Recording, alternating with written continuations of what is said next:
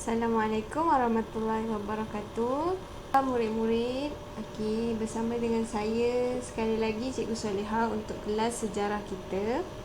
Baiklah, pembelajaran hari ini saya merujuk buku teks tahun 5, buku teks sejarah tahun 5, muka surat 9. Okey, pada minggu lepas kita telah pun menyentuh topik perubahan pada institusi raja. Dan kita telah melihat dua zaman, iaitu daripada zaman kerajaan Melayu awal sehinggalah institusi raja pada zaman penjajahan British. Okey. Pada zaman kerajaan Melayu awal, kita dapat lihat raja atau sultan ketua kerajaan negeri dan baginda mempunyai kuasa mutlak, kuasa sepenuhnya terhadap pemerintahan, sama ada dalam bidang pentadbiran, perundangan, kehakiman maupun hubungan diplomatik dengan negara lain. Okey, kemudian kita lihat pula apabila British mula menjajah tanah Melayu, kita dapat lihat institusi raja dikekalkan, di mana raja dan sultan masih lagi pegang ketua negeri, tetapi mereka sudah tiada kuasa terhadap pemerintahan. Pentadbiran diuruskan sepenuhnya oleh penasihat British, di mana raja dan sultan hanya sebagai ketua agama Islam dan adat istiadat Melayu di negeri baginda.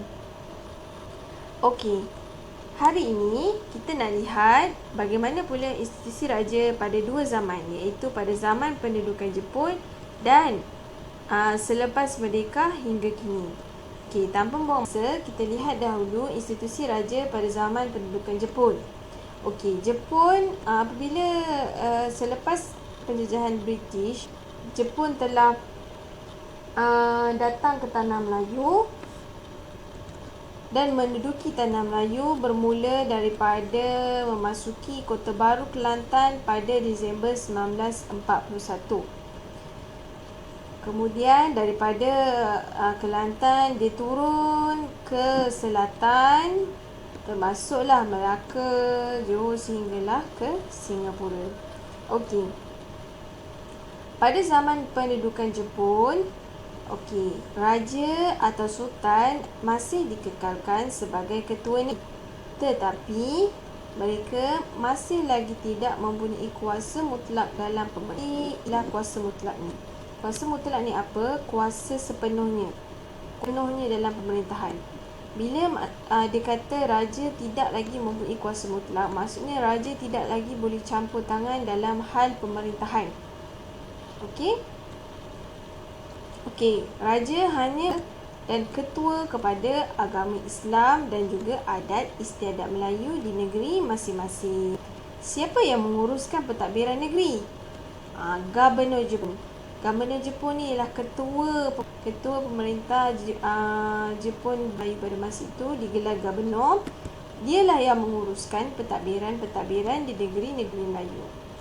Okey, awak dapat lihat macam mana dulu Jepun dengan mudah dapat mengalahkan British. Sebab apa? Sebab taktik peperangan dia untuk menawan British sangat bijak. Dia menggunakan, contoh awak boleh lihat gambar, dia menggunakan basikal untuk masuk ke kawasan-kawasan kampung.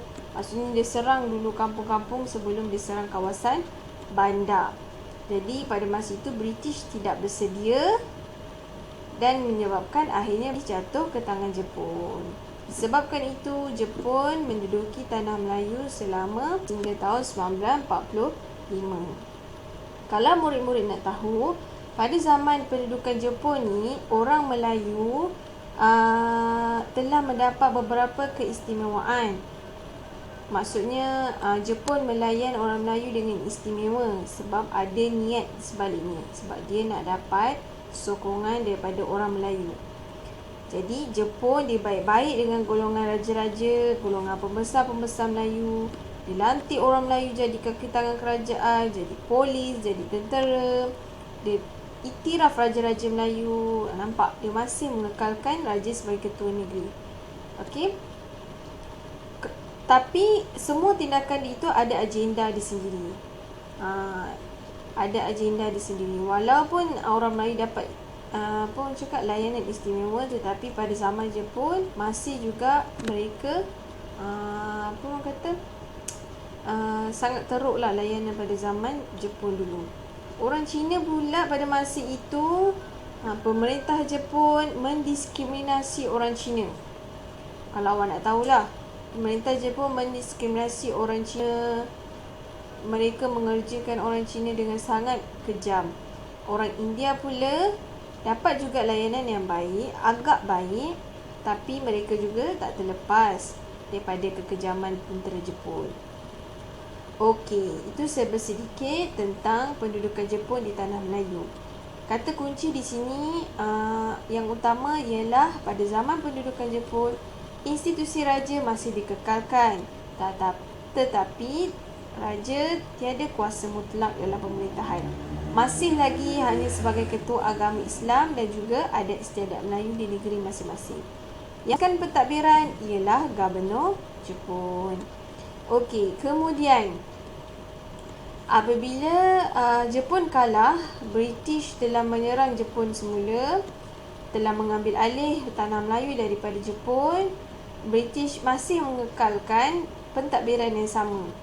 Maksudnya, kalau awak ingat balik institusi raja pada zaman penjajahan British, dia masih kekalkan raja sebagai ketua negeri, tetapi pentadbiran diuruskan oleh penasihat British. Okey, sehinggalah tanah Melayu merdeka dan sehingga kini terdapat beberapa perubahan terhadap institusi beraja, di mana awak boleh lihat di sini, apabila merdeka, sistem raja berperlembagaan diperkenalkan. Dan sistem ini diguna pakai sehingga sekarang. Maksudnya kita ada institusi raja dan kita juga terikat kepada perlembagaan. Sebab itu nama dia sistem raja berperlembagaan. Dan raja juga tertakluk kepada perlembagaan. Yang tertinggi di negara kita ialah perlembagaan. Perlembagaan ni apa? Dia macam undang-undang. Raja juga terikat dan tertakluk kepada undang-undang. Walaupun raja merupakan kuasa yang tertinggi, tetapi kuasa yang paling tertinggi ialah perlembagaan. Semua rakyat Malaysia tertakluk di bawah perlembagaan. Okey, lihat juga di sini, kuasa raja atau sultan juga tertakluk di bawah perlembagaan negeri. Selain perlembagaan negara, kuasa raja juga tertakluk di bawah perlembagaan negeri. Setiap negeri juga ada undang-undang dia. Okey, kita lihat. Pada peringkat negeri, pentadbiran diketuai oleh Menteri Besar dan dibantu oleh Majlis Eksekutif. Okey, ini pentadbiran di negeri-negeri yang ada sultan ataupun raja. Okey, di negeri-negeri yang ada sultan ataupun raja, pentadbiran negeri dia diketuai oleh Menteri Besar dan dibantu oleh Majlis Eksekutif. Berbeza dengan negeri-negeri yang tiada sultan, kalau anak-anak murid ingat balik, negeri apa yang tiada sultan? Ya betul, Pulau Pinang, Melaka, Sarawak dan juga Sabah. Tiada sultan, pentadbiran diketuai oleh ketua menteri dan dibantu oleh Majlis Eksekutif dia lah. Siapa dia punya ketua dia? Ketua dia ialah yang di-Pertuan Agong. Maksudnya dia terikat terus kepada yang di-Pertuan Agong daripada segi agama Islam dia. Agama Islam dan yalah. Okey, tapi ketua dia ialah yang di-Pertua Negeri. Macam negeri yang ada sultan, yang paling tertinggi sultan kan. Yang tak ada sultan tu, dia punya yang paling tinggi ialah yang di-Pertua Negeri. Pentadbiran dia baru diuruskan oleh ketua menteri. Okey, cikgu harap awak jelas kat situ. Okey, kemudian institusi yang di-Pertuan Agong diperkenalkan selepas merdeka. Selepas merdeka, institusi yang di-Pertuan Agong diperkenalkan. Okey. Terdapat 9 orang Raja Melayu dipilih sebagai yang di-Pertuan Agong secara bergilir. Okey, kalau awak nak tahu, kat negara kita ni ada Majlis Raja-Raja. Okey, Majlis Raja-Raja ni terdiri daripada 9 Raja-Raja dan 4 orang yang di-Pertua Negeri. 4 orang di Pertua Negeri tu negeri yang tak ada sultan lah. Pulau Pinang, Melaka, Sarawak dan juga Sabah. Okey. Peranan Majlis Raja-Raja ni dia akan melantik yang di-Pertuan Agong. Sebab tu adanya institusi yang di-Pertuan Agong. Yang di-Pertuan Agong ni lah yang akan menjadi ketua kepada semua negeri untuk dalam tempoh 5 tahun. Okey. Pentadbiran negara pula diketuai oleh Perdana Menteri. Okey, ni peringkat negara. Tadi kita tengok peringkat negeri kan? Ini peringkat negara. Pada peringkat negara, pentadbiran diketuai oleh Perdana Menteri dan dibantu oleh Jemaah Menteri. Okey. Jemaah Menteri ni ataupun kita panggil kabinet ni terdiri daripada menteri-menteri dan mereka adalah badan perangka yang tertinggi, perangka dasar yang tertinggi dalam persekutuan. Maksudnya kat Malaysia ni lah. Dan ketua mereka ialah Perdana Menteri. Ketua kepada menteri-menteri yang ada di Malaysia ni ialah Perdana Menteri. Perdana Menteri inilah ketua kerajaan dan yang melantik Perdana Menteri ni ialah yang di-Pertuan Agong dengan budi bicara. Okey? Jadi kita dapat lihat sebersedikit selepas merdeka terdapat banyak perubahan, tetapi institusi raja dia tetap kekalkan. Cuma dia ada sedikit perubahan apabila dia terikat dengan perlembagaan. Tapi raja-raja, sultan-sultan di setiap negeri diiktiraf dan mereka tertakluk kepada perlembagaan negeri. Okey. Oleh itu, sebagai seorang rakyat, kita kena berusaha bukan sahaja perlu menghormati institusi raja yang berada di negara kita ini, tapi kita juga perlu mempertahankan kedaulatan institusi raja. Okey. Sebab institusi raja ni dah lama daripada zaman dulu sebelum kerajaan Melayu awal. Dan mereka inilah orang kata tonggak utama kepada perpaduan rakyat-rakyat di Malaysia. Rakyat-rakyat di setiap negeri dia punya ketua, dia punya raja. Jadi bila kita hormati raja kita, kita mempertahankan institusi raja, maka secara tidak langsung kita bersama-sama bersatu padu. Okey, sedikit awak lihat di bahagian glosari ini, apa dia Majlis Eksekutif? Majlis Eksekutif ni ialah organisasi yang menjalankan tugas pentadbiran. Jemaah Menteri ialah badan yang dianggotai oleh Perdana Menteri dan menteri-menteri kabinet. Jemaah Menteri ni samalah dengan kabinet. Maksudnya dia terdiri daripada Perdana Menteri dan menteri-menteri. Kuasa mutlak yang macam saya cakapkan tadi, maksudnya kuasa penuh.